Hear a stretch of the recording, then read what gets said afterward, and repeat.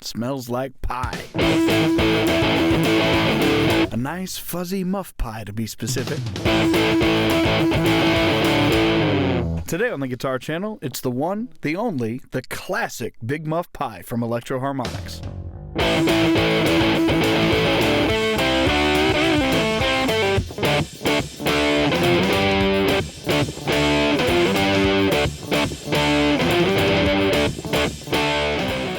Originating way back in 1969, over 50 years ago, the version of the Big Muff we're looking at today is the one that they just call Big Muff Pi. There have been so many variations over the years. You got the deluxe muff, the op-amp muff, the green Russian, the black Russian, the double muff, the bass muff, metal muff, and so many more. But the one we're looking at today is just the regular, if you go into a guitar shop and say, "I'd like a Big Muff, please," this is the one they're probably going to hand you.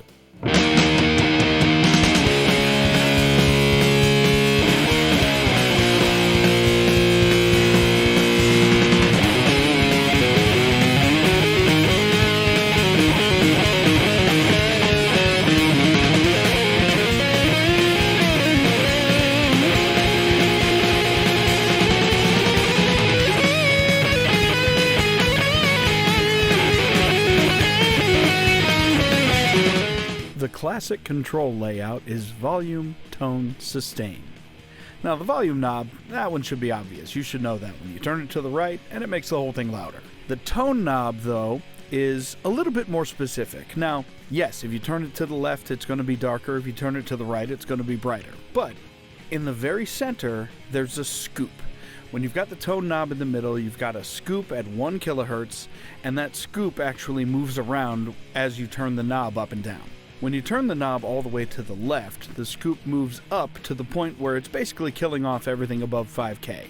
That definitely puts a muffler on your muff. When you turn the tone knob all the way to the right, all the way up to the treble side, the scoop drops to where it's giving you a minus 18 dB shelf for everything at 300 Hz and below.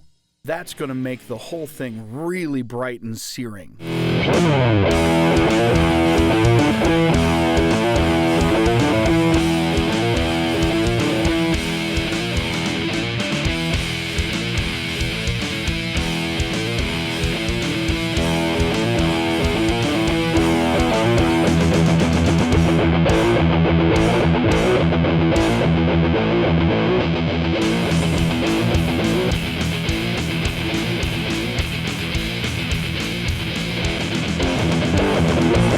And of course, last but not least, is your sustain knob.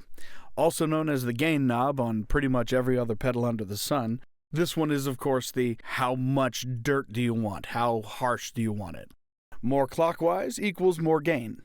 It's harsher, louder fuzz with sharper peaks to prick your eardrums with.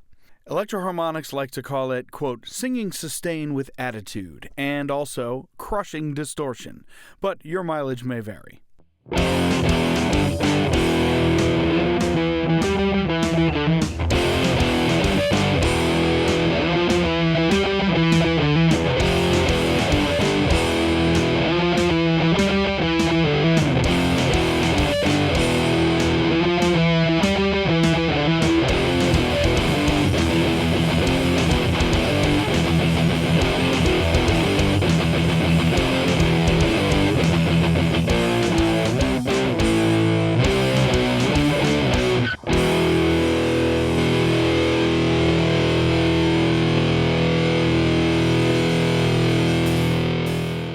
That fuzz sound, by the way, comes from 2 clipping stages that create soft clipping followed by hard clipping that squares the wave off. Now, one thing to note is this is not a super chunky, clanky metal distortion.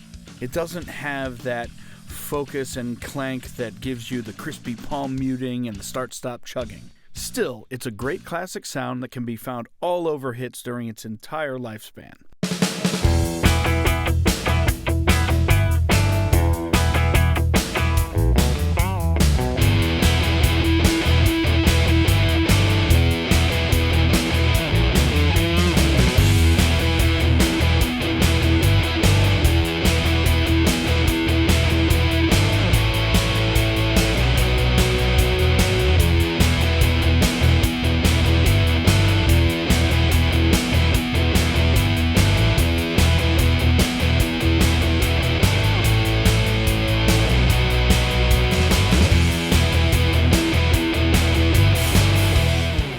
Muffs, in one form or another, have been around so long they show up everywhere. They show up in classic rock, like Pink Floyd and Grand Funk Railroad. They show up, of course, in grunge and shoegaze. Hell, Billy Corgan's Smashing Pumpkins tone is pretty much all Big Muff all the time, it seems.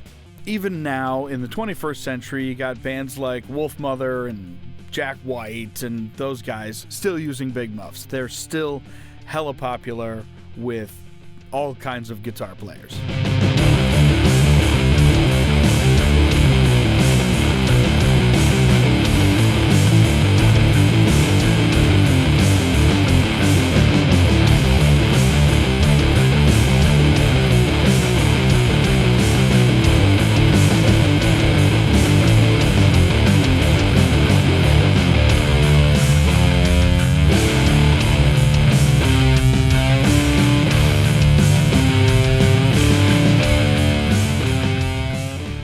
So the bottom line is, if you want a classic, like a single note riff fuzz sound, or if you want to just drench entire chords in the big blanket of fuzz, then I think a Big Muff is probably going to suit you just fine.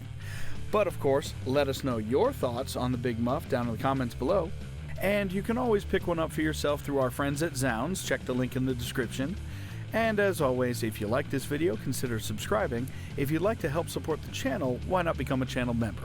Until next time, this is Dave with the Guitar Channel saying be safe, and we'll see you later.